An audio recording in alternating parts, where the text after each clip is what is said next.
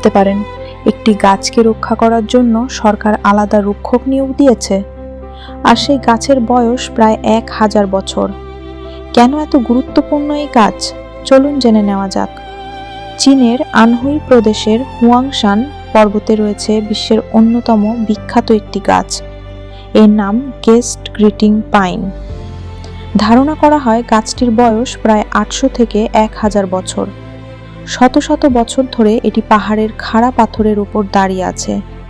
এই গাছটি শুধু একটি গাছ নয়, এটি চীনের সাংস্কৃতিক ঐতিহ্যের প্রতীক। প্রতি বছর লাখ লাখ পর্যটক শুধুমাত্র এই গাছটি এক নজর দেখার জন্য সেখানে যান।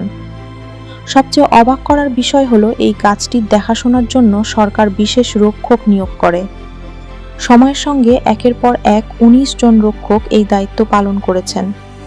রক্ষকেরা নিয়মিত গাছের স্বাস্থ্য পরীক্ষা করেন, ডালপালা পর্যবেক্ষণ করেন, ঝড় বা তুষারপাতের সময় অতিরিক্ত সুরক্ষার ব্যবস্থা করেন এবং প্রয়োজনে বিশেষজ্ঞদের সহায়তা নেন।